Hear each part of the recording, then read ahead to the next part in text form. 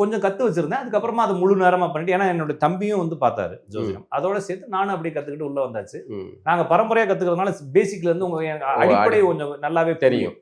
அப்போ வரும்போது இந்த முகநூல் அது மாதிரி நிறைய விஷயங்கள் சோசியல் மீடியா நிறைய சப்போர்ட் பண்ணதுனால நிறைய பேர் நீங்க சொல்லி கொடுத்தா நல்லா இருக்கும். ஏன்னா புதுசா இருக்கு.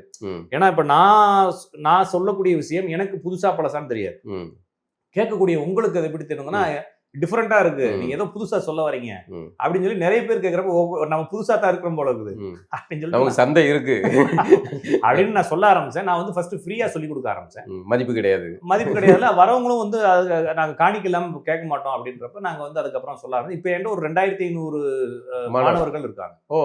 ஆமா, என்கிட்ட இருக்கிறவங்க ஒரு 500 பேர் வரைக்கும் தொழில்முறைக்காரங்க சம்பாரிச்சிட்டு இருக்காங்க. ஒரு குடும்பமாவே செட்டில் ஆகி சம்பாரிச்சிட்டு இருக்காங்க. இப்போ வந்து நல்ல தொழில் எல்லாமே நல்ல தொழில் தான். எல்லா ஜோசியனும் பிழைக்கல, நான் மட்டும் தானே பிழைக்கிறேன் இல்லைங்களா? எல்லா ஜோசியனும் பிழைக்கல, நான் மட்டும் தான் பிழைக்கிறேன்ற மாதிரி நல்ல சந்தைப்படுத்த தெரிஞ்சவங்க பிழைக்கிறான். சந்தைப்படுத்தவும் எனக்கு தெரியாதுல்ல. நான் என்ன மார்க்கெட்டிங்கா படிச்சிட்டேன். நான் என்கிட்ட இருக்கிறத சொன்னேன். என்கிட்ட இப்ப சரக்கு இருக்கணும்ல, அது வந்து இன்னொருத்தருக்கு தேவைப்படுது. அவ்வளவுதான். புதுசா இருக்குது. இப்ப போன வருஷம் ஒரு பெரிய ஜோசியரை சந்திக்கிறேன்.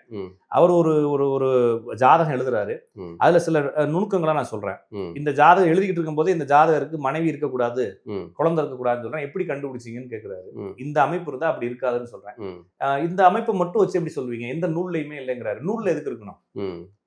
நூல்ல இருக்கணும், அனுபவத்துல இருக்குது. நான் அனுபவத்துல சொல்றேன். ஆமா அப்படிதான் இருக்குது, அதனாலதான் திருப்பி உங்கள்கிட்ட கேட்கிறேன் அப்படிங்கிறாரு.